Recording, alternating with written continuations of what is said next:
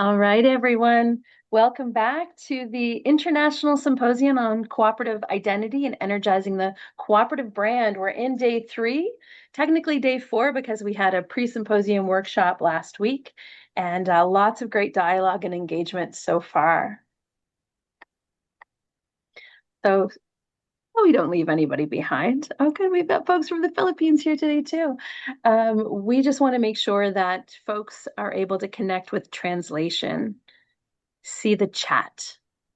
Click on the link for your language. We'll give a moment for folks to do that.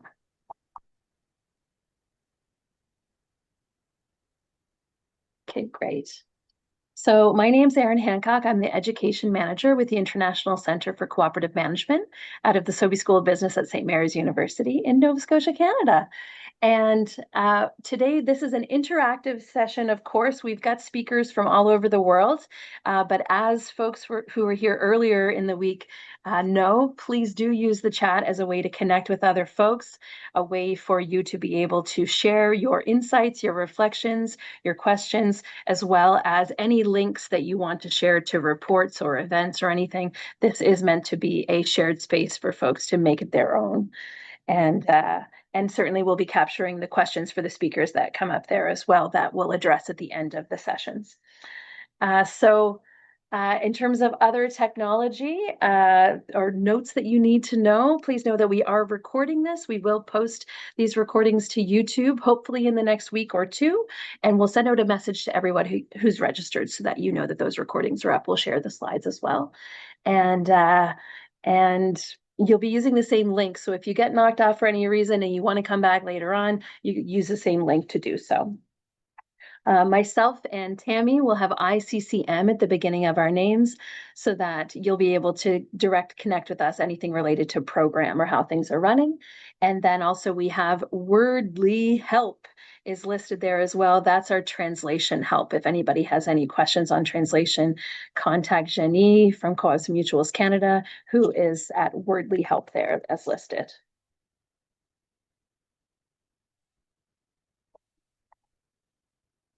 Okay, so I want to share a big thank you to our co-organizers and sponsors, .coop. I see Tom there, and I see John McNamara is here as well from the Northwest Center for Co-op Development. There he is. The Northwest Cooperative Development Center, so I always get those words reversed. And John and Tom have been great co-organizers in this event, and we're so pleased for their support. We want to keep this going forever if we can. It's been such an energizing week. I also want to say thank you to all of the speakers who are giving of their time and knowledge at no cost. That those contributions make this all possible for folks to join for free and get this knowledge and raise and elevate the brand and the reach of cooperatives and credit unions. I also want to say a big thank you and offer my gratitude to the elders past and present here in Mi'kmaq territory in Eastern Canada. We're on the shores of the Atlantic Ocean and get to live in this beautiful city known as Chibuktuk in Mi'kmaq language, the Great Harbor.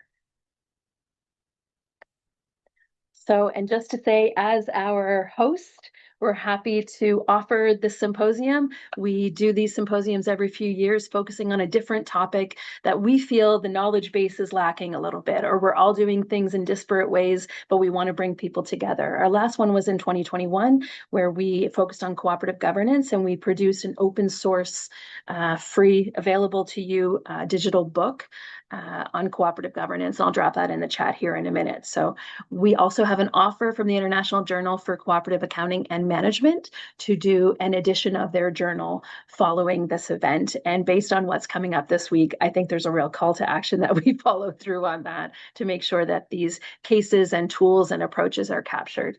And a lot of the speakers who have put themselves forward have said, yes, I'd be interested in doing that. So that will be a positive contribution from this event as well that is long lasting. I also just wanted to share that we have lots coming up at our center, some of it online free, some of it destination, including a master class in cooperative leadership happening in Nova Scotia this fall. We've got a cooperative law summer school master class in Croatia in August, focusing on cooperative law and policy in relation to sustainability. We also have our credit union. This is good for this audience. If you folks know about the QD designation, CUDE, or the IQ designation for the credit union sector, that is awarded through the World Council for Credit Unions and the Worldwide Foundation for Credit Unions, we are the Canadian hosts of that program. So it's an intensive, wonderful leadership program over 5 days in Nova Scotia happening this September, and we still have some seats available for that. And lastly, I'll just mention that we do have open enrollment for our certificate, graduate diploma, and master in management in co-ops and credit unions that is online part-time. And so, you're welcome to reach out to me if you're interested in any of those things. I've updated this since yesterday because we've grown. This event, so we've got 46 speakers from 11 countries, 25 presentations, 430 people registered, and people are coming and going. Not all 430 are in one place, but they're coming and going for different sessions. So we love to see it. This just shows you a bit of a map. Where are folks coming from as attendees? So we've got 52 countries represented, a truly international event. The largest contingent is from the United States, then Canada, but we've got people from all over the world. So I just wanted to share that because it's very exciting to see that we are truly coming together as a global movement over this event.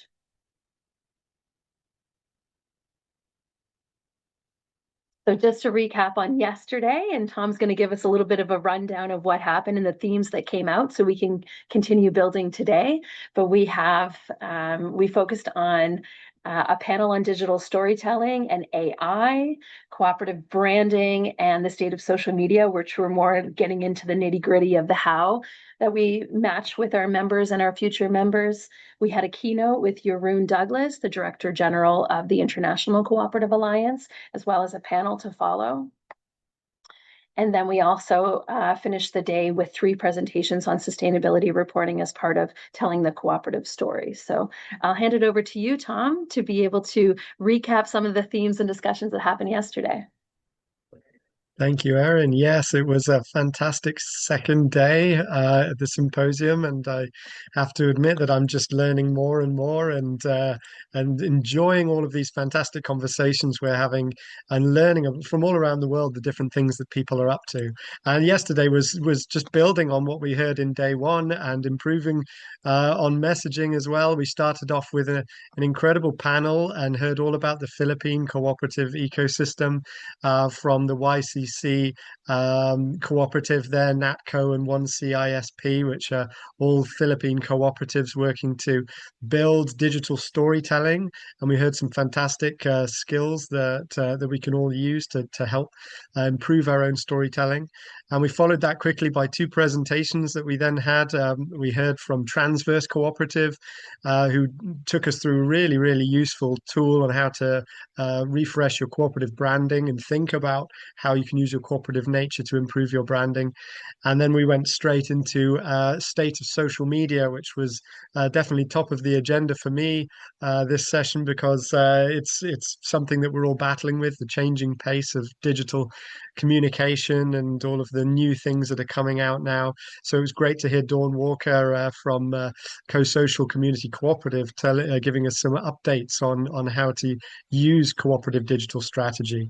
Then we went straight into our keynote, and the big highlight there was having the immense experience and knowledge of the people involved. We had Urban Crowell and Jeroen Douglas, Violetta Nafpak-Titi, and Jed Davis, and they were all talking about labeling and branding, and some really, really insightful stuff coming out there of that one. I'll be rewatching that one several times, I think.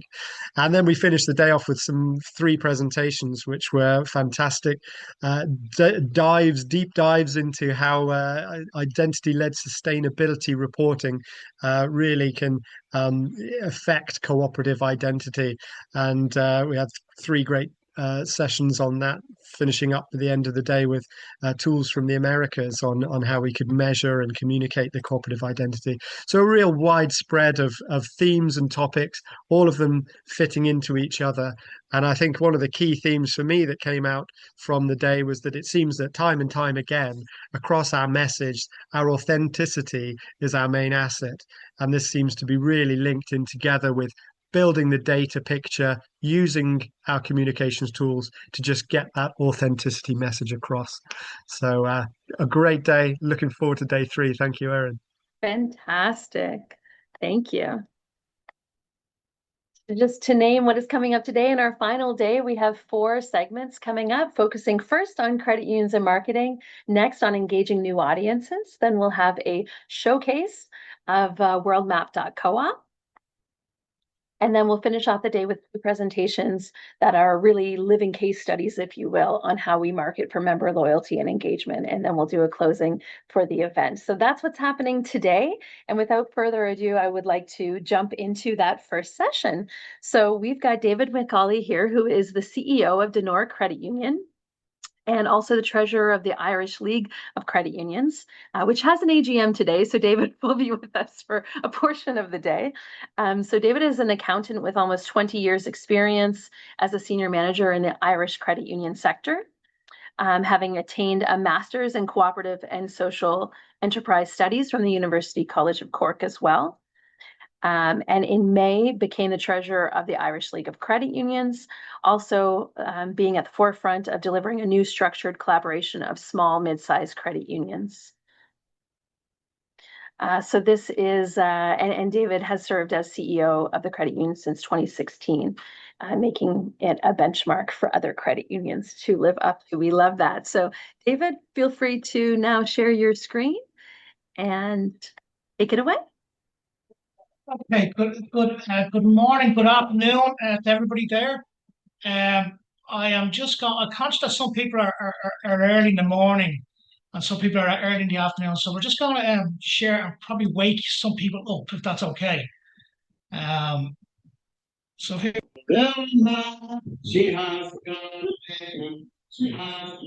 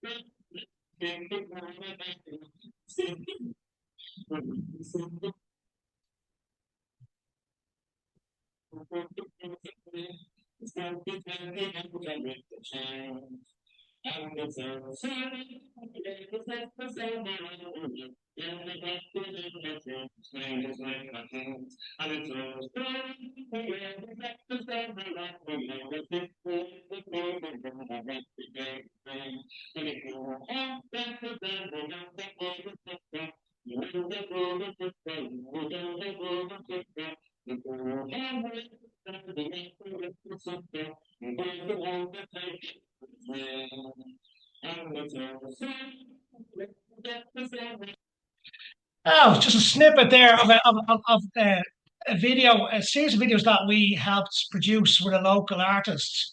And Tom mentioned authenticity, and we're very proud to be associated with this series of short videos. The series is called Shots in the Flats, and as you can see from the drone shoot as it pulls out there, we're based in Dublin's inner city. I apologize, David. We're not seeing your screen. Oh, okay. Apologies. But that's okay. We got the music, but we love the visual too. Oh, okay. Apologies. That should we say here? Share. And click the share sound as well as you do. Yeah. Okay. Share sound. Oh, there we go. That's okay. We're all good friends here. Oh, apologies. Yeah. So round 2. Round 2. I'm not gonna play that again. So here we go. Okay. So listen, good morning, everybody. That was just a snippet of a video that we have produced here, a number of videos called Chats in the Flats. And Tom mentioned about authenticity, and that's the foundation of the Donore story. And Donore is a small mid-sized credit union based in the inner city of Dublin, traditionally a lower working class area, um, but now an area going through a lot of gentrification and changing environments. Um, we also happen to be the very first credit union in Ireland, founded almost 70 years ago. So, and I've been in situ since 2016. The Nor, we have a term, so it's always easy to remember us by, but it's do more with the Nor. And I'll come back to what that means actually and what that statement actually means. And for the purpose of this meeting, this is not just a statement, just a marketing slogan. This is actually fundamental to our core strategy as a business and as a cooperative. So I suppose for us and for this credit union, that's a picture of our credit union there. It's a red brick. It's got the single story shape because that has to line in with the residences on our neighbouring beside us here. And I say this is our building that we've been in since 1991. So two big questions that we have as a credit union is very simply, what is a credit union and what is the purpose of the credit union? For me, why you guys are listening to me here today, my own personal background, worked in the US and financial services, large organizations. As a fund accountant on mutual funds that were $16 billion in size, you realize that's just an awful lot of zeros. And you're not making a big impact on anybody's lives. So came into the credit union, actually grew up not too far from this credit union, less than a mile away. Traveled around the world, became a qualified accountant, and in 2008, by circumstances still very, very strange, fell into the credit union sector and undoubtedly has been the best and the most significant decision I've ever made, even though it was by luck only. So delighted to be in the credit union sector. So for me, this has been credit unions and the cooperative nature of credit unions is all around my own personal empowerment. Personally, I feel better by doing that and having an impact on people's lives. And the credit union and the credit union movement allows us to do this. So it's enhanced my own professional journey. And that's also, help me in terms of the realization that, in effect, we are simply limited by ourselves. That's our public area. Needed a little bit of refurb. The tricolours and the flags there were for the recent St. Patrick's Day. Like any credit union, we face normal challenges: digitalization, the IT platform security, rising costs. But we also recognise that credit unions and cooperatives face the big challenge of the noise, as we call it. These are the factors which just are coming at us as every day as credit unions. Items we can't control, items outside our control. So our challenge is how we block out the noise, how we filter the noise to get through the stuff that's really relevant to us, and how do we adapt to those changes and focus on what we're really good at. In Ireland, there's a huge level of consolidation of credit unions. In over 10 years, 50% of Irish credit unions have merged. So we're down from about 450 credit unions to around 200, 220 on the island of Ireland, just the whole of the island.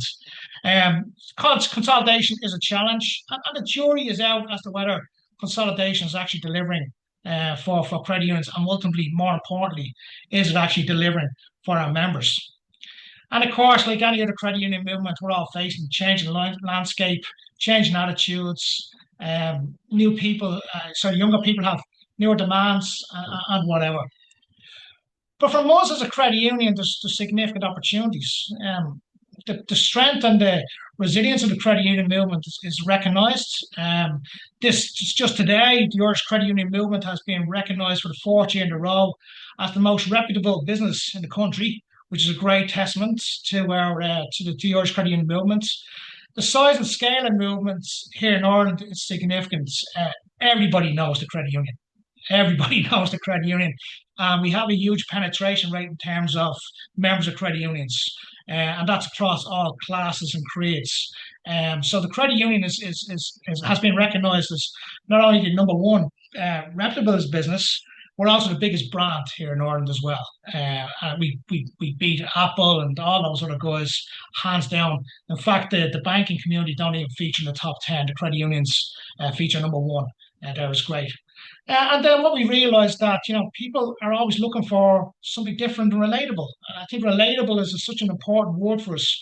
People value the human touch. People value the relationships. People value having a real person at the end of the phone and having that go-to person who they can actually ask questions about. And that all leads to this idea of community. And you can see there a picture there of one of the local running clubs with their Donore labeled high-vis jackets on them there. Showed up to just to show, yeah, we're part of this community.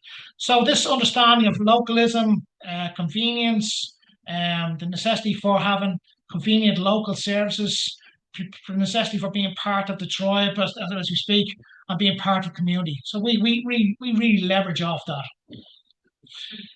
I suppose the Donore story is kind of an interesting story of the initial days, the excitement, the visionary leadership that we had, saw significant growth of the Irish credit union movements. And that continued for about 30 years. Then the 1990s, the noughties, it's a period of stagnation, decay in the credit union sector. New legislation, new regulatory requirements were implemented. And for even for the credit union, like as the Donore, that led to a period of stagnation, significant decay. But I'm delighted to say that we've had now, real resurrection, real resurgence, and the prominence of this little credit union is huge. You're probably wondering, what the picture of the box is outside the window there. And no, it's not my coffin. It's not where I'm going to be buried. But that's actually just part of an initiative that we're doing. Even though we're, in a very densely populated urban area, that's actually a little planter box where we're actually working with a number of community organisations. We're actually growing some fruits and growing some vegetables. And we're trying to encourage local residents and other local organisations to put these boxes in to make food scarcity a problem that we can all overcome in the next while. So that's why there. And a young lady in the photograph there beside us is actually a champion boxer who hopefully will be representing Ireland at the next Olympics. So we're very proud to sponsor that young lady there. I suppose back in 2016, our journey, we can say, was probably end of days. Our asset size has shrunk to 36 million. Our membership was had fallen to less than 3,200. Our loan book had been completely decimated to 6.4 million. And there's no doubt that the credit union here, the Donore Credit Union, was basically heading to extinction. And 10 years on, here we are now. We've grown the asset size to 42 million. Our membership has doubled. Our loan book has almost tripled. Our half-year surplus is a very healthy, just 200, close to 250k. We have 12 staff, and also our offerings are being extended now. We're offering new green products and also a mortgage offering. And that's just a snapshot there of some of the staff we have here in the credit union. So it's been a nice turnaround in terms of our performance from a financial perspective. So going back to these probably two big questions, what is a credit union and what is the purpose of a credit union?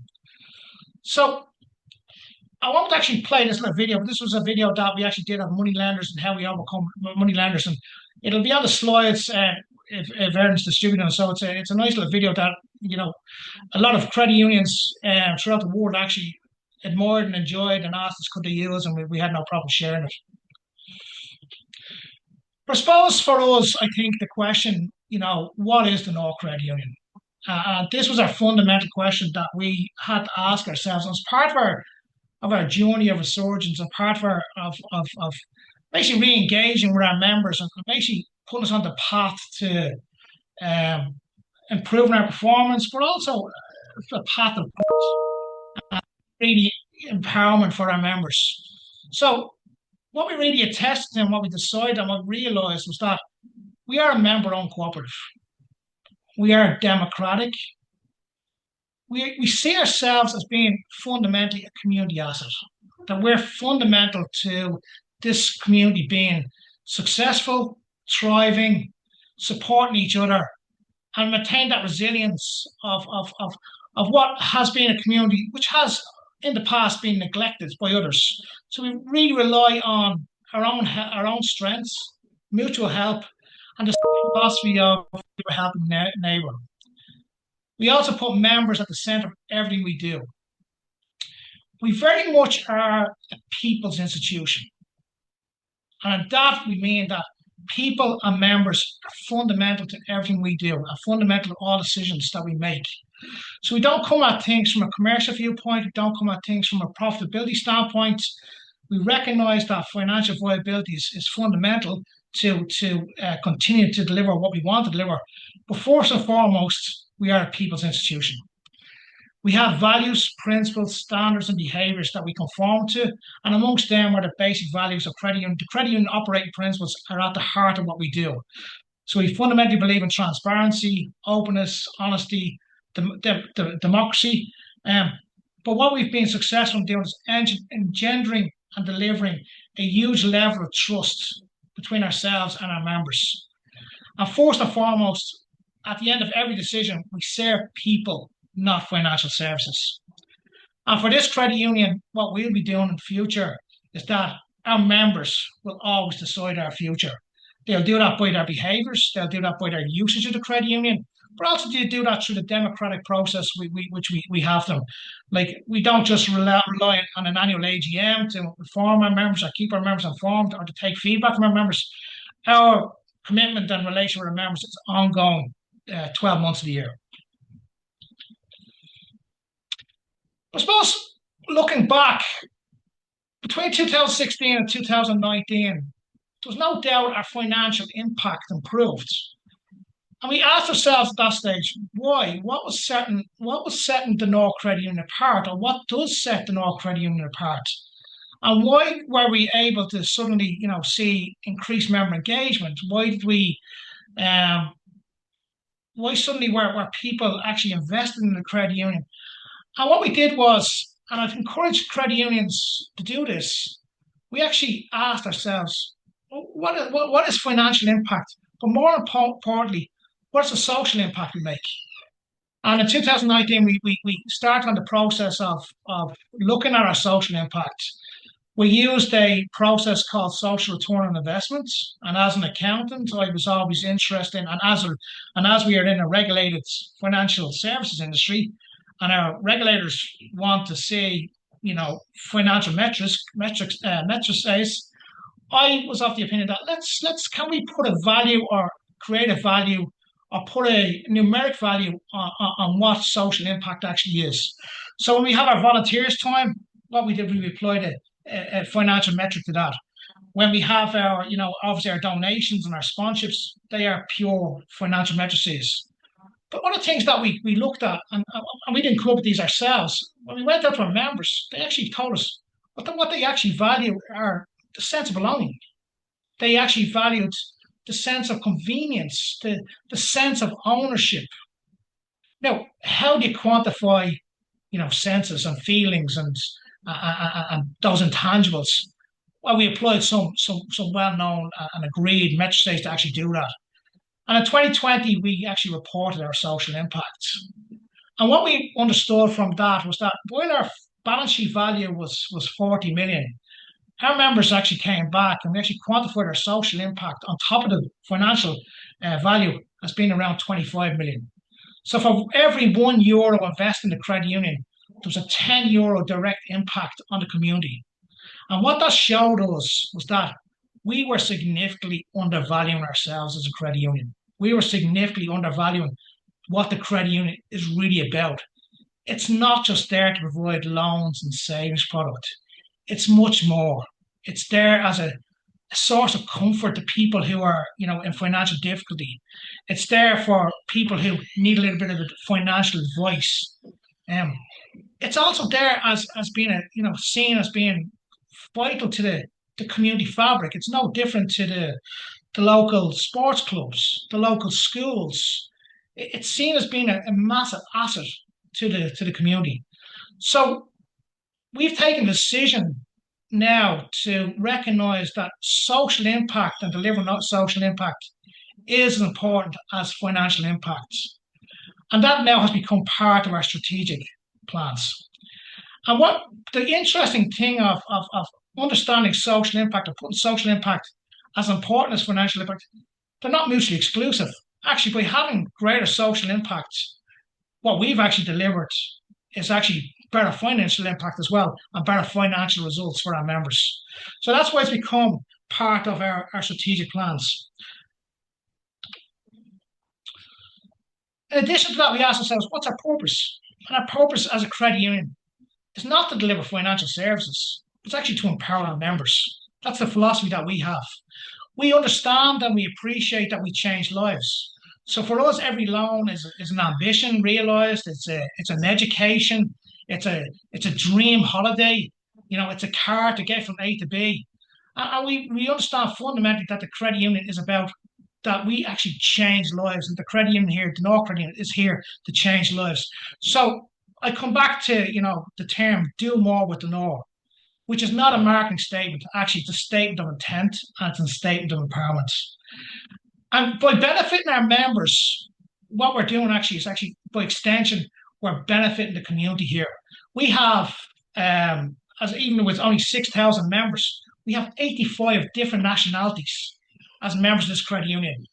So these are New Irish people. People come from all over the world who live in this area, who work in this area, and now who see the credit union as being vital. They're setting down roots here. They're buying homes. They're moving to apartments. Their children are going to local schools. And being part of the credit union is no different to send your child to local credit union, send your child to local school, or to join the local sports organisation or cultural organisations. So we understand fundamentally we're here to provide platforms and means to enhance our members' lives.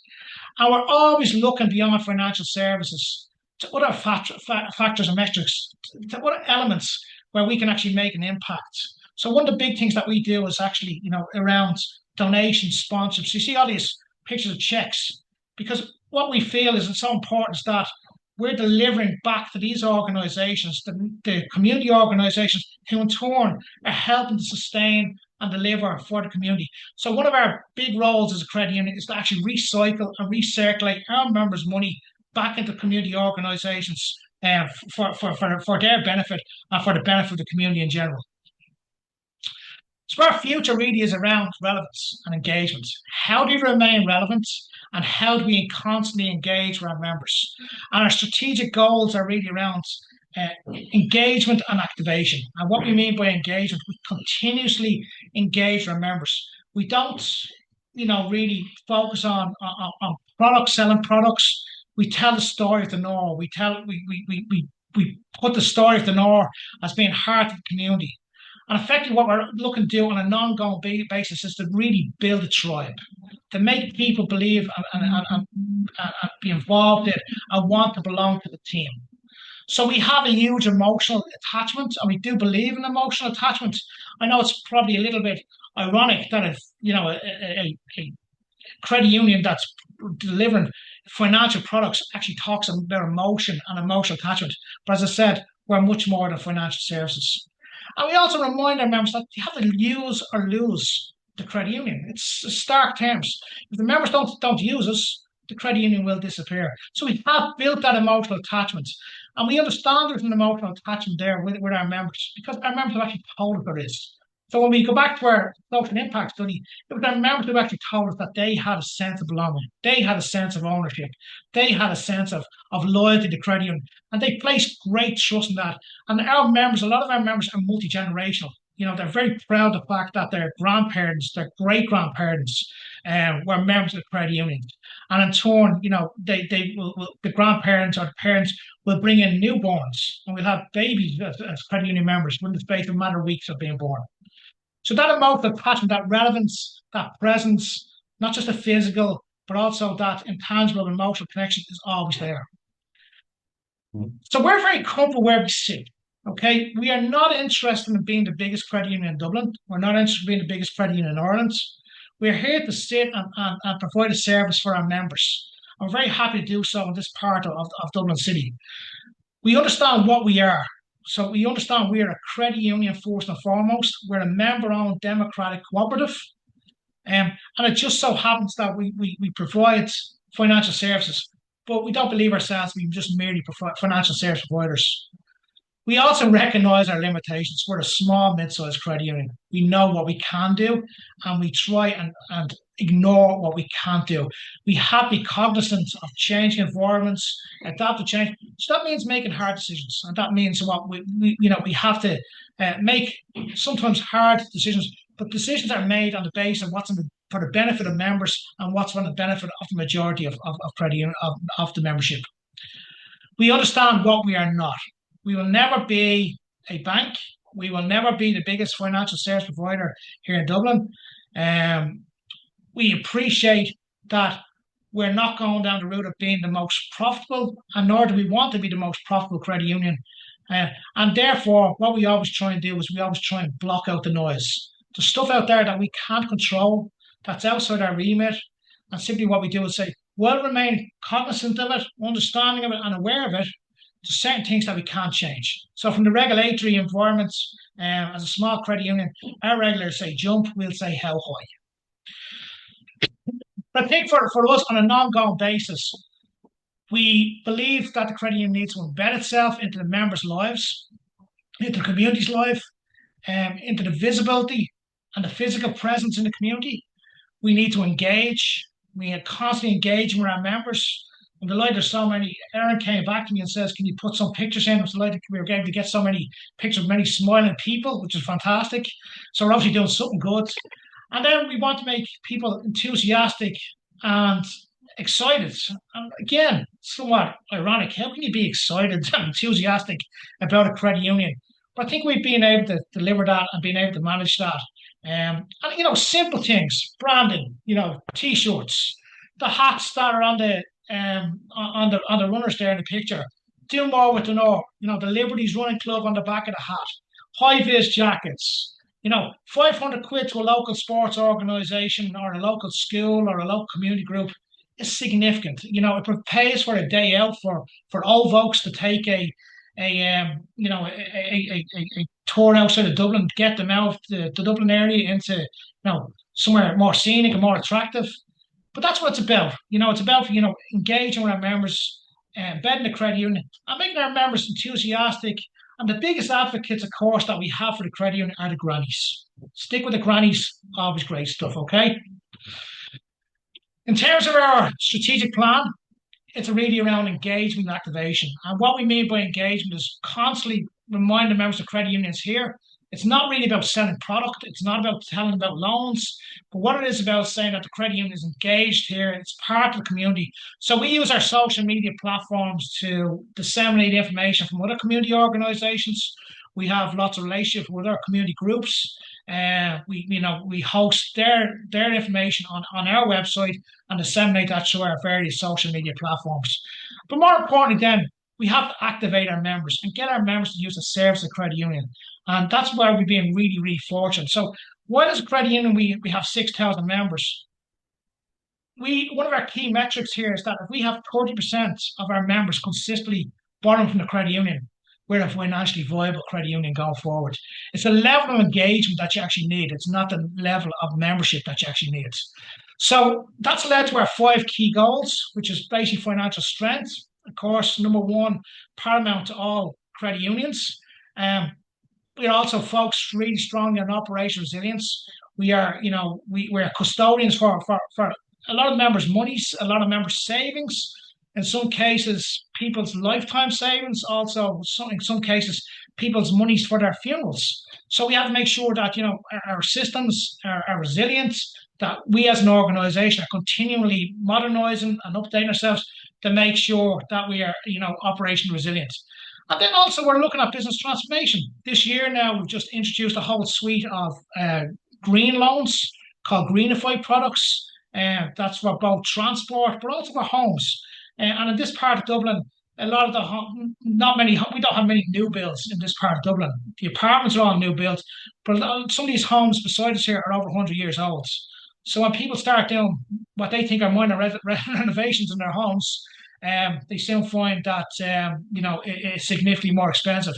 And in this age of escalating costs in terms of energy and stuff like that, there's a great opening here for green loans. So we have a new green loan there, which starts at about 5.5% rate interest rate, and that's been very, very successful for us in the last couple of months since launch.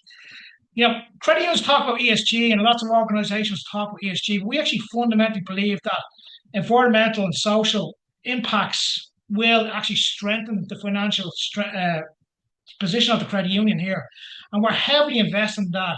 And the two pictures there just reflected. So the picture with the couple of planter boxes and the bench there, that's our local men's shed. So a men's shed is a group of primarily widowed men who've of a certain age who come together and use their skills and as a form of companionship, but also as a form of feeling worthwhile and useful. So they repurpose that bench there, which is probably about 60 years old, using their skills. And the planter boxes you see there are part of our commitment to ESG and a visible demonstration that we are committed to the UN Sustainable Development Goals. So in the picture with the school kids, you'll actually see the box there now. It's located, the planter box is actually located in the school. The men's shed built 18 of these to reflect the UN Sustainable Development Goals, and we planted them around the community. So they're all sponsored by the Donore Credit Union. And it's part of how we're living the ESG approach through our cooperative values and also through our adherence to UN Sustainable Development Goals. And collaboration, as Erin mentioned in our opening remarks, have to be fundamental to a credit union of our size. We no longer, and we have to appreciate that we can't do everything for everybody. Our costs are rising, and we have to be more imaginative and more willing to, reduce the hemorrhaging of those costs and to avoid duplication of costs. So collaboration is a big issue at the moment for us as a small credit union, in which we're aiming to reduce those back office costs and ensure that we're financially strengthened as we go forward. So suppose David, I think we'll need to move to questions here in a moment. Okay, I'm just trying to finish here. So basically, I suppose for us, we know our weaknesses, and all the time we play to our strengths. We're aware of those constraints, we're aware of those limitations, but as you can see, what we're really focused on here is to accentuate and emphasize the positives. That's another video there, but I won't play that, and I'm happy to take any questions from the audience. Thank you. Oh, what a wonderful day to start the day. It's clear that the notion of a people's institution is not something that is, written in a report. It seems like it's felt and lived out every day. I'm on the board of a credit union that's currently going through a merger because we were where you were in 2016 and couldn't turn it around. And I think there's so much inspiration to see these small and mid-sized credit unions that are becoming that third place for people, home, work, and the credit union and the community, and feeling like the credit union is theirs. And so, yes, I do believe people can be excited about a credit union. And I would love to live in your neighborhood, David. And, this ties in so nicely with what we ended yesterday with. We had measurement for the Sustainable Development Goals and social impact in relation to our unique cooperative identity and how we triangulate those things, to see this idea that what gets measured gets managed. So you're not just managing your financial metrics, which of course are critical to your success and your social impact moving forward, but you're also tracking your social, which therefore leads back to more ongoing sustainability and financial health as well. So this is, it's really building nicely on what we've done so far and giving many more tangibles for people to be learning from. I see we have a question from Gerald. Go ahead, Gerald.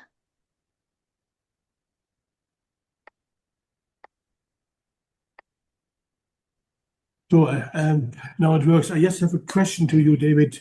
It's about this fintech competition, like PayPal, Apple Pay, all these new things like buy now, pay later things. Do they affect your business actually, or can you deal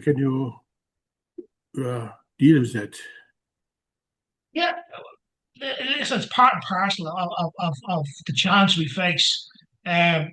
because the Irish credit union sector is so well developed and so strong, we have alternatives to a lot of fintechs. We offer online SEPA instant payments. I'm delighted to say during that actually what SEPA instant payment is basically an instant payment directly from your credit union account directly to a bank or another credit union, which goes within 3 seconds.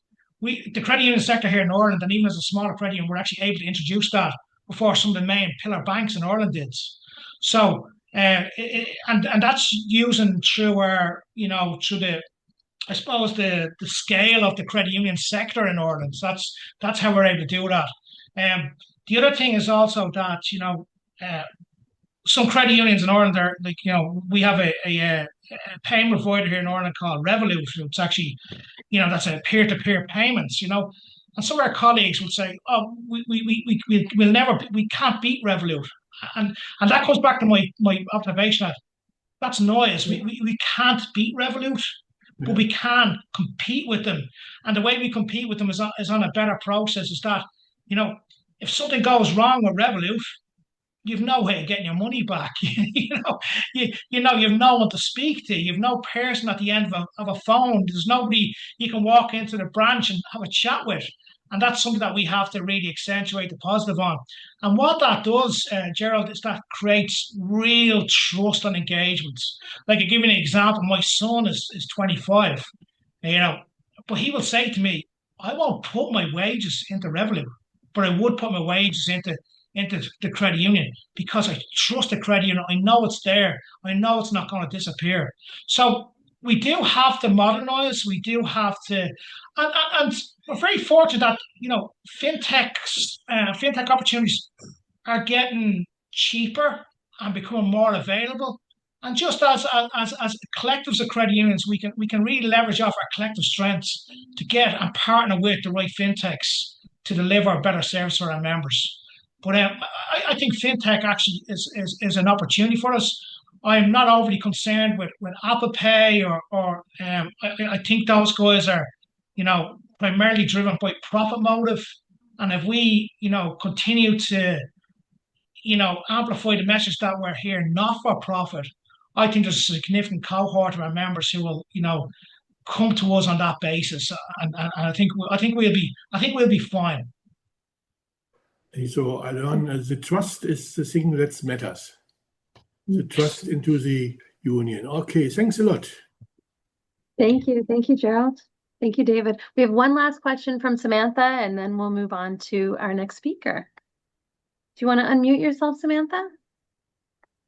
Yes. Hi, David. Thank you for your presentation. It was wonderful. Sorry, I have my daughter home, so it's kind of rogue over here. So I'm just have my camera off. But and I'd love to connect with you outside of this if you're on LinkedIn or anything, because I would love to chat. But my question is, how do small and medium credit unions in Ireland collaborate with each other or share costs outside of mergers, right? Like, how do you guys get together? And is there a more centralized way that you guys do it, or is it just one-off type thing? We've probably been in Ireland the least cooperative of cooperatives.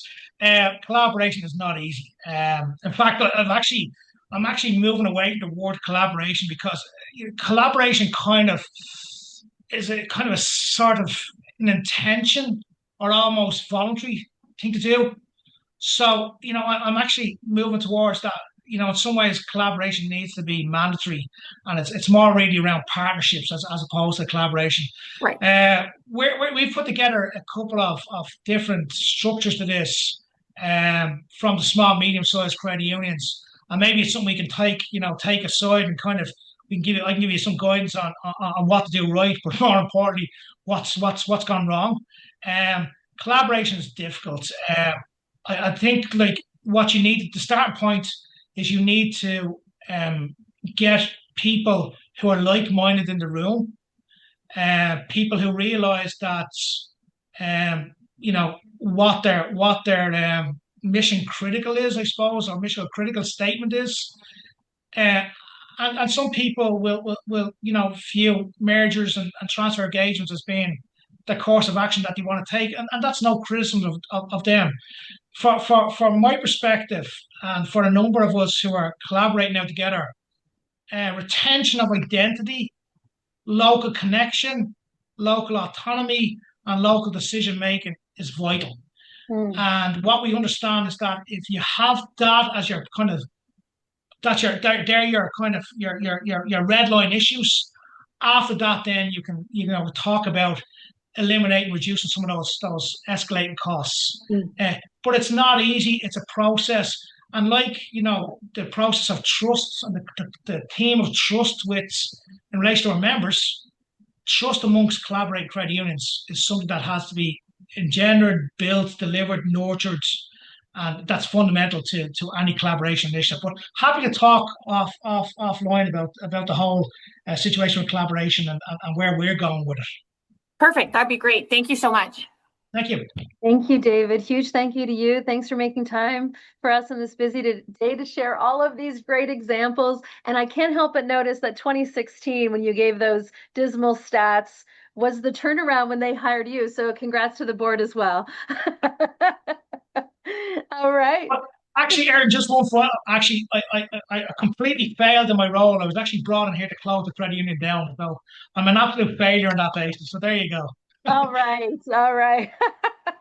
Guys, okay. I've got to jump because I have to go to our own AGM here in Dublin, Ireland. So I appreciate the opportunity to talk to you. And anybody who wants to link in me, and I apologize to Blake, and you need to there about missing their presentation. But if anyone wants to link in me LinkedIn, go ahead. I'm on LinkedIn. Okay. Thanks, David. Thanks, guys. Thank you.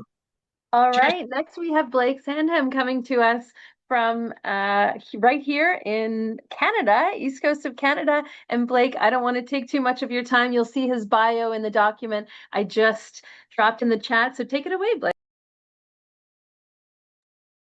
Awesome. Thank you so much, Erin. Hello to everybody. I'm super excited to be here and chatting marketing and brand with cooperatives and credit unions specifically. So as Erin mentioned, my name is Blake Sandham. I lead growth and member experience here at Coastal Financial Credit Union, and we are based in Yarmouth, Nova Scotia, Canada. Coastal Financial, it's a small credit union in Canada, have about 7,000 members, about 250 million in assets. And in our region, it's really built on commercial fishing, and that's effectively what our credit union is built on over nearly 90 years. So my background kind of spans corporate communications, retail in retail and B2B sectors, some entrepreneurship, and now the cooperative financial sector. So, I think across all of these sectors, I've kind of seen the same tension repeat itself in how organizations balance efficiency, scale, and trust with relationships and meaning. So these learnings, I hope to accomplish a few things with us here today. I want us to think about how digital is an add-on to analog, not necessarily a choice between one or the other. Consider how strong storytelling can lead to achieving business outcomes. And then also reframing the conversation around loyalty. And in each of these three cases, I really believe that cooperatives are uniquely positioned, really as long as we design for it. So I want to start off by grounding us with how members actually make decisions today, and not necessarily how we wish they did or how our organizations are structured. Across all sectors, people are increasingly using digital tools first. Not because they don't value people, but because they want control, privacy, or the confidence before engaging. In the credit union sector and banking in general, certainly in Canada, but I think in other markets as well, it's starting to catch up with other sectors where digital adoption has been more advanced. Do you think about, maybe you've been shopping online a lot longer than maybe you've been applying for credit online, for example. In the case of credit unions, certainly in our case, member shop rates, they compare institutions, they read reviews, they explore websites, and they look for signals of trust. And this isn't disloyalty, it's really informed decision making. And it's something that's just happening more and more, whether we like it or not. Now, there's really three big reasons I'm seeing where people are starting digitally. First is control. They can explore our offerings really without the pressure of committing. Second is privacy. Especially in financial services, people don't always want to start with this deeply personal conversation across a desk. And third is the pace. They can move on their own time in their own timeline. The amount of loan applications that we see come in the middle of the night is interesting. Now, the digital removing the transactional friction, it's the part that often gets missed. When someone applies online, they can enter sensitive information, their income, their debt, the financial details, and all of this is done at their own pace and in their own space. And that means when they meet with an advisor in person or virtually, that conversation can really shift.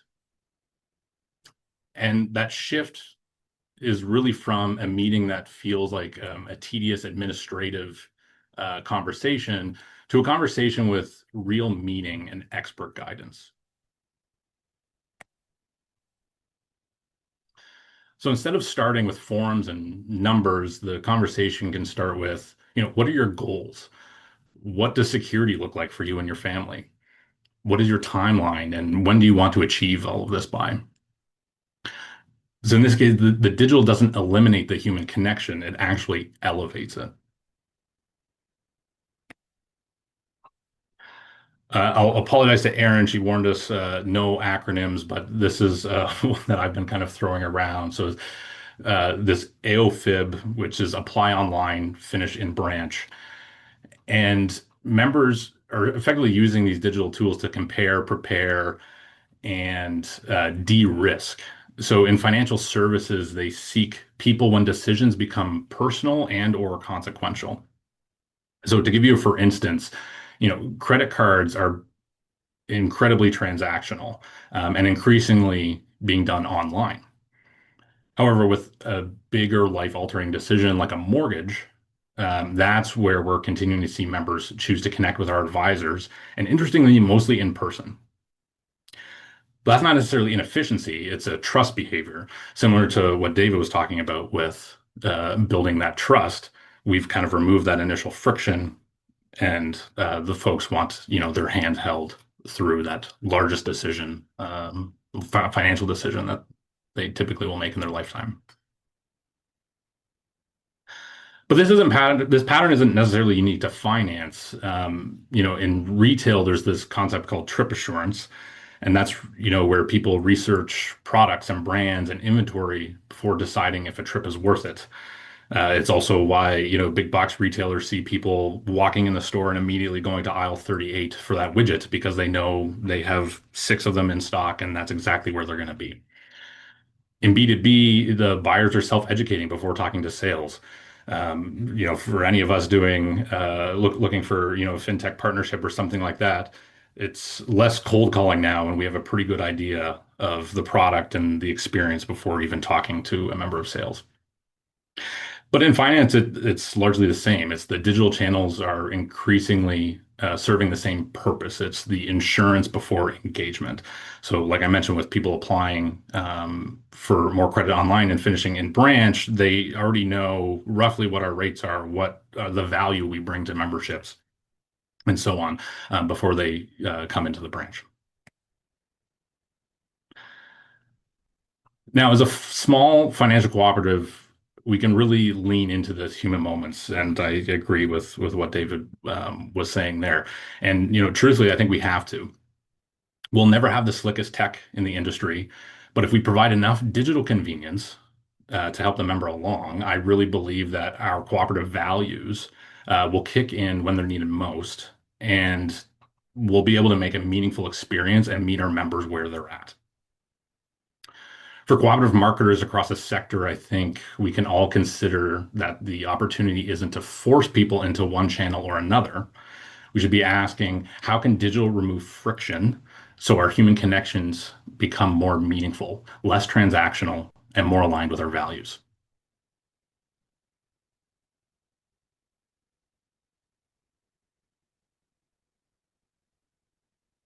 So I want to share a quick example that kind of ties this identity and growth together. So during Small Business Month in October of 2025, we ran a small business campaign featuring local businesses, all of which were members of our credit union. So, for example, this is Krista. She's a local entrepreneur, and one of the stories that we told across several channels. She's a longtime credit union member who has just celebrated 30 years in business last year with her women's boutique and salon, and something that we've helped her along the way with. We didn't in this campaign, we didn't lean into products, rates, or promotions. We focused on who these business owners were, what they were building, and how the credit union supported them along the way. It was people like Jazz and Elmira, the owners of Third Cup Cafe, where we supported their idea, and they now have a thriving local coffee shop here in Yarmouth. Again, they're real businesses in our community where people recognize them. This is a small geographic region. These individuals are well known in the community. These businesses are well known, and people saw themselves in them, whether they're just a member of the community or a local entrepreneur or not. And it was these faces like Helen's from the Red Cap, which is an iconic restaurant in Pubnico, Nova Scotia, that's incredibly popular with tourists and locals alike. And this campaign led to actually an increase in business account openings in the back half of Q4. And that's all with no deals, no giveaways, just storytelling that made the cooperative membership visible and meaningful. It was the stories like Captain Yvonne Boudreau, who, like the hundreds of fishermen in our area, are the backbone of our local economy. It's something that resonated. And again, our organization isn't one with an endless marketing budget. It's just an incredibly simple example, but one where our team was able to demonstrate value for very little cost and simply connecting with our community. And this brings me to loyalty, because that campaign showed us that loyalty today isn't necessarily about blind retention. It's about value, identity, and belonging. And the whole notion of loyalty is something I'm super passionate about, and something that we're in the midst of continuously building upon. No one is loyal anymore. This is something I hear in our branches from our frontline teams pretty regularly, actually. But it's something I really, really, really disagree with. I don't think loyalty has disappeared. I think it's just changed. People no longer give loyalty by default. The loyalty needs to be earned based on the value, alignment, and trust. In the past, loyalty often came from friction, quite honestly.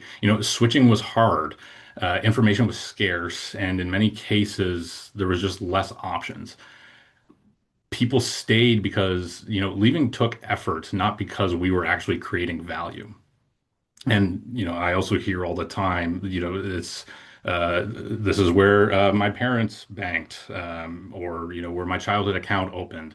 But that's that isn't enough to get people to stay anymore.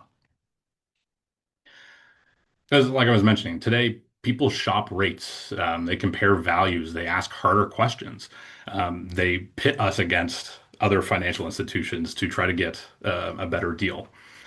This doesn't mean they're disloyal. It just really means that they're more informed and there's more options for them.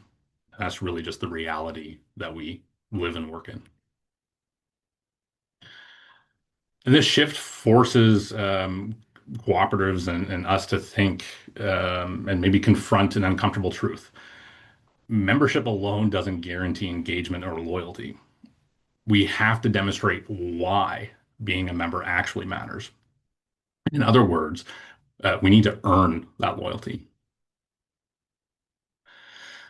So when I'm thinking of loyalty, I'm broadly thinking of two ways kind of organizations build loyalty today.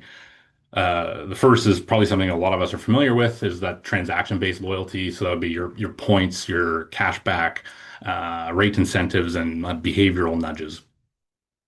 And then there's the belonging-based loyalty. And that's really where identity and access and recognition and community connection really comes in. I think particularly in North America and again in other markets as well, the big banks and big box retailers really do an excellent job on transaction-based loyalty. But that doesn't necessarily mean that we have to compete there, although I think we can a little bit, but we can create loyalty on our own terms. And this is where that equity share matters, but only if it means something. If ownership is just this technical requirement, it kind of feels like friction. If ownership unlocks value, identity, and participation, it becomes incredibly powerful. And I think if you look at REI in the US, they really create that condition of belonging. It's membership made up of like-minded individuals who care about the outdoors. And yes, they have, perks and discounts and things like that, but they're also providing conservation and environmental advocacy. And all of that really helps create that sense of belonging with their membership. And I think this is where maybe some cooperatives have struggled. If membership feels like that administrative hurdle or like a fee, people question its value. And this is feedback I've directly heard from new members through onboarding processes in our branch, in person and online. There's confusion of why they need to pay, in our case, a $25 fee. And notice I said fee because that's how they see it. They don't see it as they're purchasing an equity share in our organization and becoming that member. So they don't view the value of membership necessarily outside of it just being something they need to do to complete a financial transaction, which is something that we're really talking about a lot. And how do we position it as a lifetime membership or really providing more value? I think other models really can show us what's possible. I spoke about REI a few moments ago, but even Costco, they really make membership feel like access. And in the case of Costco, people know they will be spending more than a regular grocer, but they opt in because they get value from the relationship. They have the exclusive products that are only available in Costco or a version of the same product, but again, there's more value available through Costco. Or the just exceptionally high quality of their Kirkland products at a reasonable price. Or, quite frankly, maybe it's just the $1.50 hot dog that really gets people coming back. But in any case, it's not just the savings, but the belonging to something that feels worth opting into. It's almost cult-like. And I know that Costco is not cooperative, but I'm a big fan of the Costco brand. And if you dig into it, their background is their founder actually kind of ripped off the whole notion of Costco from a cooperative based in California. And I think it's something that us as cooperative marketers can look at Costco as something that's a brand that's doing something really interesting and things that we can maybe borrow from. So as we look to build out what loyalty means for us at Coastal Financial, this is really redefining what it means to be an owner and a member of our institution. And last year we took a big first step in completing this. So, what we're really asking is what should somebody get both tangibly and emotionally because they're a member? And that's really driving overall our local partnerships, our community engagements, our rewards, and future loyalty strategies. So like I mentioned, last year we took a big first step in this, and we actually announced a multi-decade naming rights deal for the new local wellness center. And it's a standard deal for financial institutions or brands, but a key part of this agreement actually stretches far beyond the brand awareness and community impact that this will have. It has truly become the first initial pillar of our loyalty engine that we're building and providing Coastal Financial members a 25% discount at the Credit Union Wellness Center on their memberships there for the duration of our agreement. And before this facility is even open, we're actually already seeing this have a positive impact on growing our membership. It's really that first step like I mentioned, to kind of connect the belonging and that sense of community that goes outside of that traditional financial transactions of our membership. And while we continue to make sponsorships and donations in our community, similar to Donore, where it makes sense, we're also beginning to push these organizations to provide more value to our members. So another great example of this from last year was there's a music festival that kind of moves around Nova Scotia and comes to our region every once in a while. And we've traditionally sponsored it when it's come to our region, because of the local economic impact that it provides, and that's deeply important to us. And while that remains important to us, we simply asked, hey, can we get a discount code exclusive to our members as part of this sponsorship? And we were able to secure that, and members were able to take advantage of this exclusive perk available only to Coastal Financial members. So not only did we support that event and the economic impact that it provided, but we were also able to get a direct, tangible benefit for our members. And it's this ecosystem of value and belonging that I'm very bullish on and believe it will unlock a lot of potential for us in an increasingly crowded financial services landscape. And so to close out, I challenge you to maybe reconsider how you think about loyalty. The question isn't how do we stop members from shopping around? It's how do we make membership feel valuable enough where it's something people truly want to be a part of. Thank you. We'll turn it back over to Erin. That's fantastic. Thanks, Blake. Really appreciate it. And I'm already seeing requests for podcasts in the chat, and people want your presentation. So I think the messaging, and certainly for me, your interrogation of what loyalty means and what it means for folks today. And, I've heard people be disappointed in members that they're shopping around or going other places, but what's compelling about keeping them with us, right? And I think the way that you've touched other areas of their life to improve their overall well-being, is making a difference too, in seeing that you are an ally in their quality of life, right? As well as the direct services that are being offered. So thank you. Please, folks, do drop your questions into the chat. We're going to move to Yet Nayet because we had we gave David a little bit too long of a leash to start, and we don't want to cheat Yet Nayet. So we'll move over, and I've dropped her biography into the chat for folks. So Yet Nayet, please take it away. Hello, thank you very much for this opportunity again. My name is Yet Nayet. I am from Addis Ababa, Ethiopia. And today's presentation is about the branding. And let me share the slide, I think, right? Yes, go ahead. You should have the ability to do so. Okay.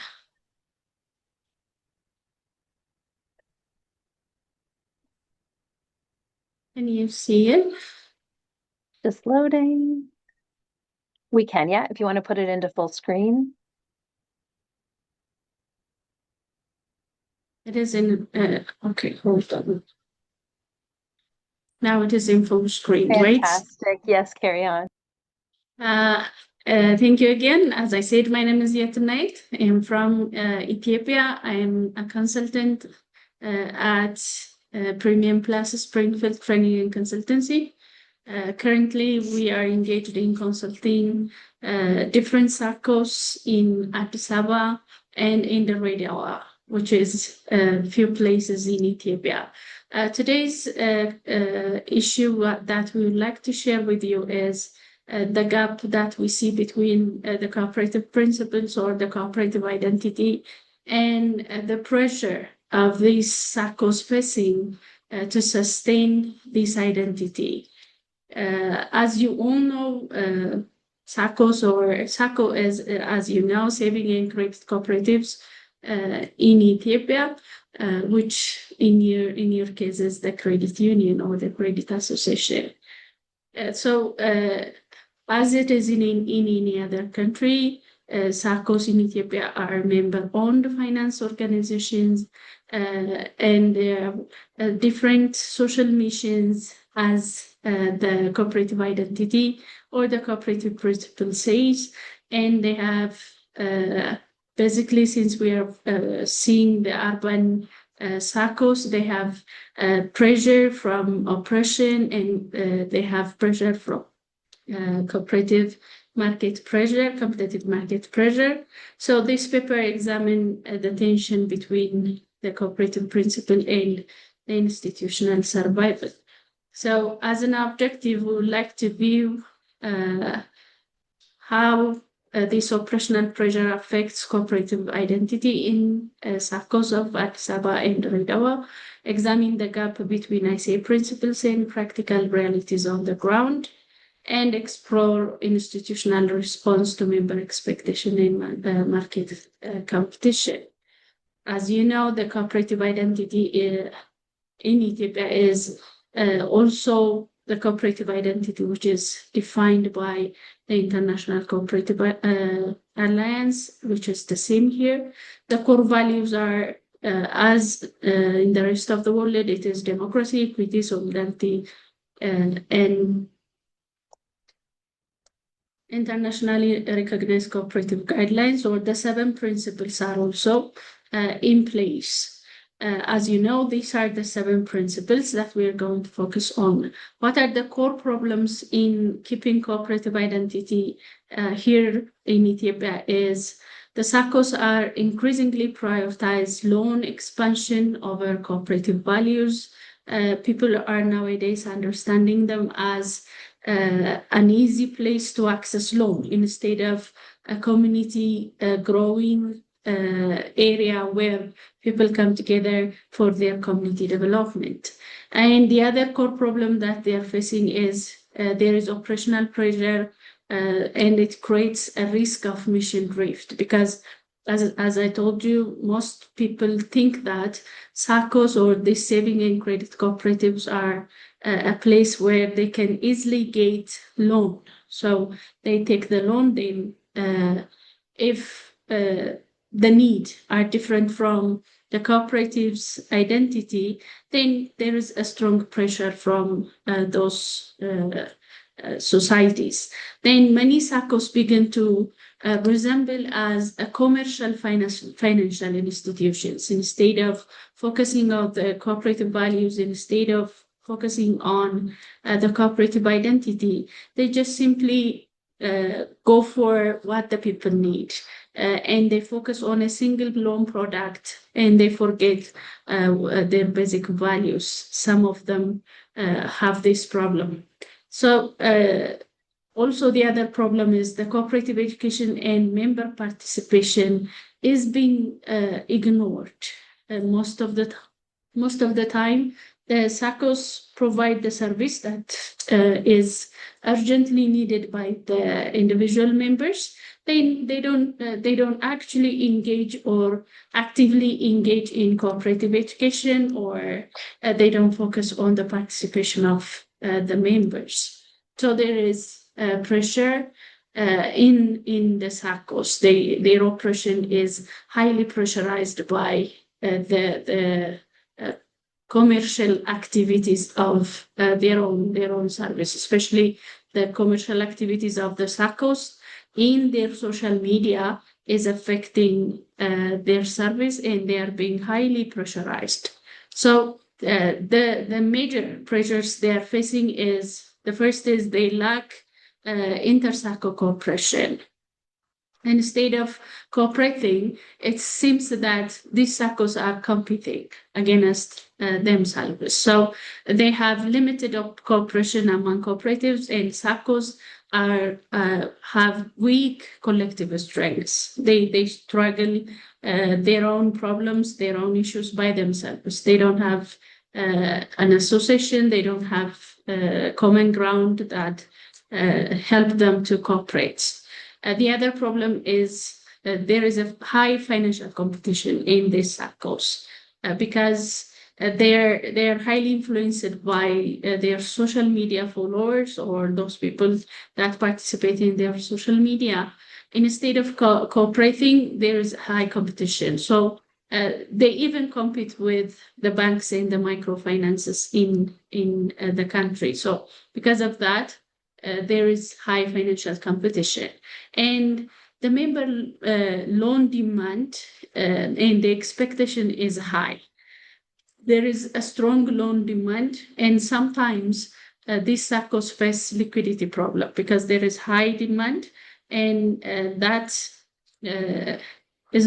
demand is not governed by the cooperative principle, the cooperative value. So people they demand loan frequently. They don't understand that most members of the SACCOs, they don't understand that the savings is the one that leads to the loan. So because of that, there is high imbalance between the demand and the supply.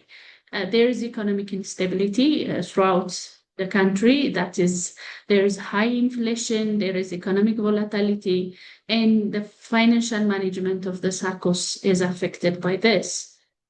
There is digital transformation. Most SACCOs are digitalizing their system. There is rapid growing in digital.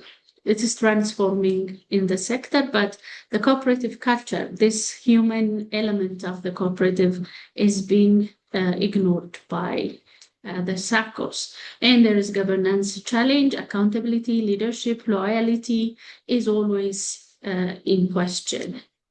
So the other is, what is the impact of this social media platform, the digitalization, and the pressure of these followers of the social media to the cooperative is now all the services are becoming loan-centered. So the SACCOs are highly focused on giving loan to the members, and the members are only interested in getting loan. They don't participate in other humanly activities. So because of this, now the SACCOs are becoming just a loan-centered institutions. And the members are highly passive participants. They don't engage in their SACCOs' different activities. And there is a brand drift, as I told you. They're becoming highly commercial financial institutions instead of a cooperative that is providing loan, that is providing community development for its community. There is a democratic decline, as I told you. Education, member participation, member control is being put aside, because there is always need for a loan, there is always need for member demand for a loan, so they are putting that aside. When we see the risks and in comparison to the ICA principles, the first is when you see the service balance, there is excessive focus on single loan product. It could be house loan, it could be car loan. The SACCOs focus on that single product, and they forget that the other services are they become less important. So member economic participation, which is one of the basic principles of cooperative, is now being affected. Only those who can afford the loan, who can take the loan, who can qualify for the loan, will take the loan. The rest of the members are being ignored in their own SACCOs. The other dimension, you can see the member engagement. It's only demand driven. The people demand, the member demand, and the SACCO is obliged to focus on only giving loan to these people. And the other activities of the SACCO, the other activities of the cooperative is being ignored. Most of the members are being ignored. So member control and democratic participation is also at risk. There is brand perception, which is good in its different form, but this transformation to branding and to digitalizing or transforming to technology, it's making them, especially if you see the social medias of these SACCOs, it looks like it's a loan shop instead of a cooperative where there is humanity, where there is community development. They end up becoming a loan shop, and different commercializing things are posted in their social media platform. So cooperation among cooperatives and other humanly principles are being ignored. There is institutional sustainability, which is one of the dimensions that we took into consideration. There is increased default exposure and weakened organizational resilience because there is quick loan now and then taken by these members. So default rate is increasing, organization resilience is also decreasing. And these SACCOs are highly engaged in providing loan, so they are forgetting the concern for the community principle. They're not doing what they're supposed to do for their own community. If you see some of the SACCOs here, and if you see their social medias, most of the social media's content, the things that they post on their social media is loan-centered.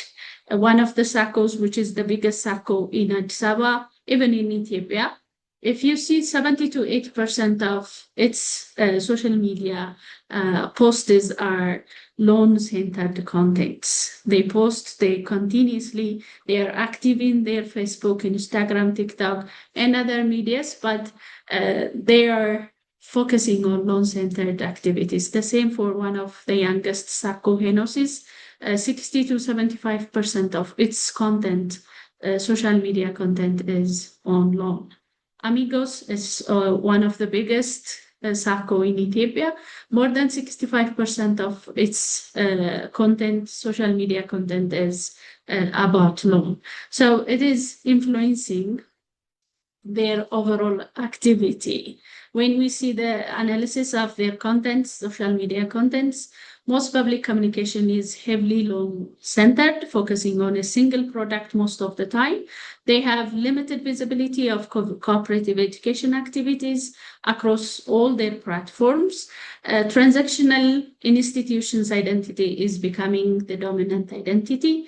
Commercial style branding is increasingly becoming common among most of the SACCOs. What are our findings regarding this best or their strengths is, for example, if you see Henosis, it's next to its loan content, it has content that shows a member engagement. Like they post their giveaways, their festival, their campaigns in their social media, which is good. And if you see what it's so strong is it focuses on institutional credibility, which is good. It's professional branding, institutional presence, and credibility is somehow something they have posted in their social media next to their loan content. Amigos, it's community identity. Some of the things that shows its emotional loyalty, community identity, and human-centered tone is also something that you see in their social media content, but it is also after their long contents. What are the challenges? As I have shown you earlier, there is urban finance competition. These SACCOs highly compete with the banks and the microfinance institutions. So it is turning them, instead of becoming, keeping their identity, their cooperative identity, it is making them one of the just a financial institution.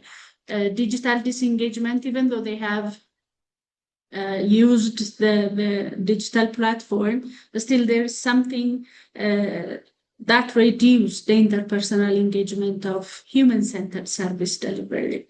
There is high cost of living. Because of that, there is high demand for loan of the SACCOs.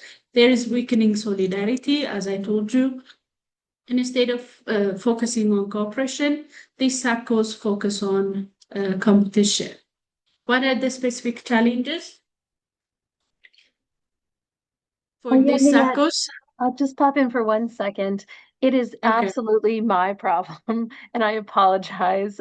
I have relied so heavily on the moderators throughout the sessions to keep time well, and I unfortunately let David go a bit long with our questions too.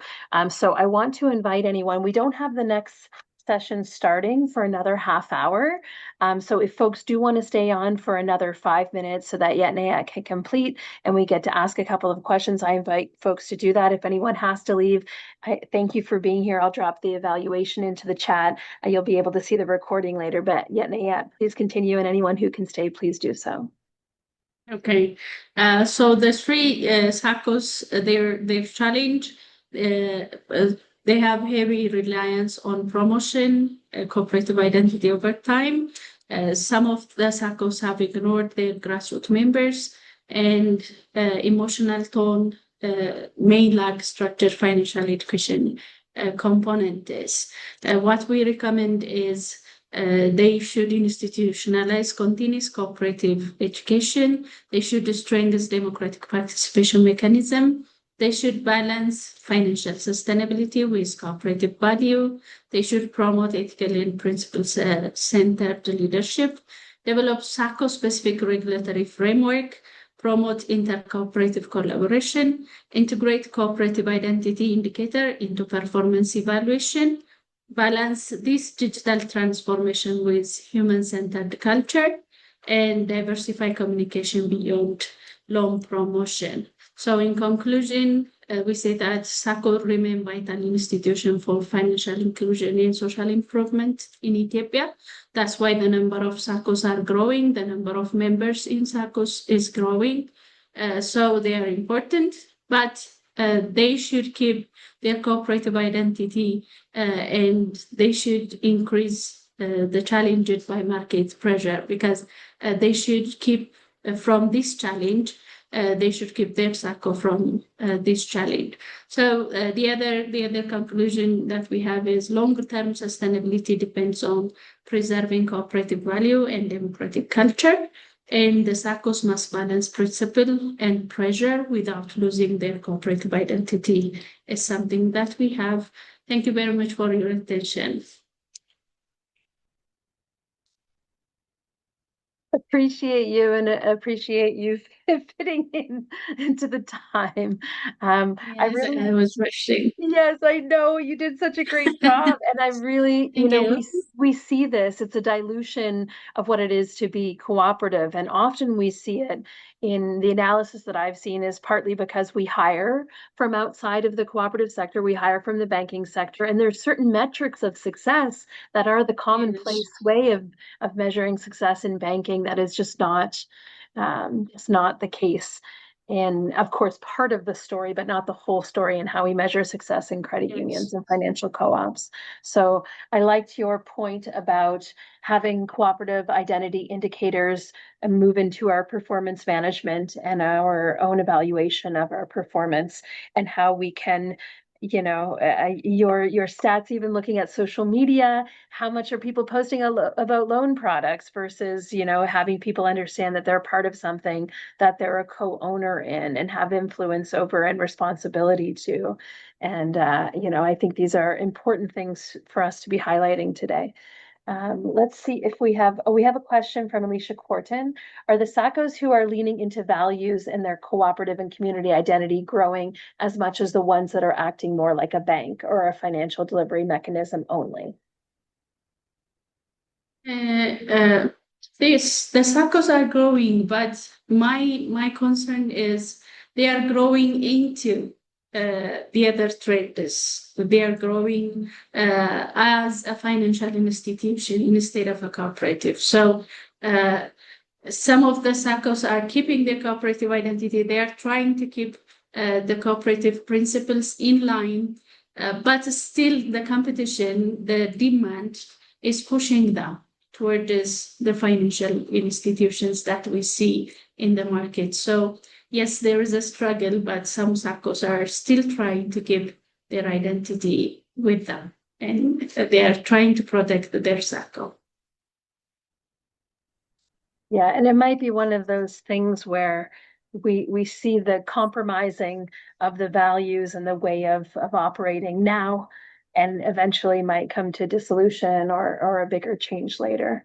Yes. I do remember when David was speaking, he was talking about not just values and principles, which we all would like to believe that we put into practice and do a pretty good job at, but he was talking about behaviors. And I think that's such a great thing for us to have conversations about within the credit unions and cooperatives more broadly is, okay, it's one thing to have those on the wall. It's one thing to even bring them into conversation, but what are the behaviors in our decision making, our resource allocation, our staffing, that allow us to really live those out and be felt. That's the culture that members feel, right? Let's see if there are other challenges that came up. Oh, it sounds like the market is not rewarding, not supporting the values. Sorry. It sounds like the market is rewarding, not supporting the values. Is that what you're seeing? Yes, more of the market is, yes, rewarding, but still it should, the SACCO should protect their identity. I'm not saying that they should not go to the market and see what they can provide to the market, but instead of highly focusing on the market, they should balance their identity with what the market is demanding. Got that. Yeah, and of course, as SACCOs and credit unions, we can't just give loans. We have to have money on deposit to be able to Yes, give loans. that's important. There's some very basic math there that leads to our sustainability. I've got Blake back in the mix too, if folks have a question for Blake, but go ahead, Gerald. Let's take your question. Oh, sorry, you're muted.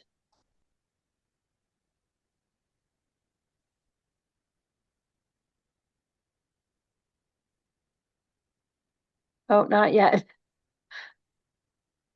Then we have Almost there.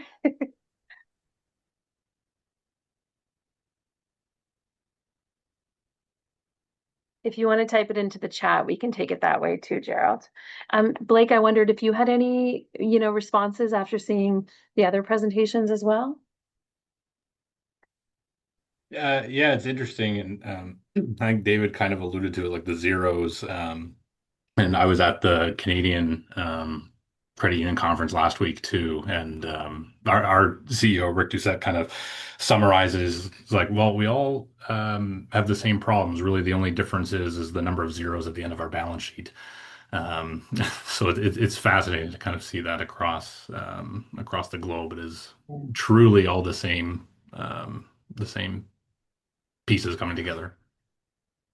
And the more we can bring together these examples of financial cooperatives that are bucking these trends, because I sort of think of it, I've said this around the board table at the credit union, we can all sit back and describe the problem. It's like if you and all your friends have a terminal disease, you could sit back and say, oh, we're all in the same boat. We've got this terminal disease.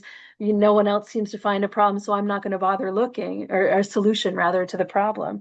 So I'm not going to bother looking. And I just feel like there's so many great examples, in the US and Ireland, even places in Canada, where folks are really living a difference that members are feeling, and it's meaning member growth. And part of it, I think, too, is we talk about share of wallet in our credit unions, how much of our members' business is happening with us versus with other banking institutions. And that to me is the framing that says we're not talking about member success. We're not, at the end of the day, we're looking at these stats that are about what can we extract from members. And to me, that fundamentally is a mentality that doesn't mean we're adding great value to members' lives. We're not putting them at the center of how we're structuring our business. And no wonder they're shopping rates when that's the case. So I don't think it's a dismal story. I think, Blake, you're raising great things that are bringing hope. Certainly, Nayat, you're identifying some of the issues that discussions that need to be had to turn some of these trends around. And I think David gave us some real cheering that things can be done differently. And, over the course of 10 years, a real change in direction of where that credit union was going. So thank you, everyone, for being here. Thank you to our speakers. Just a fantastic way to kick off this final day of our event.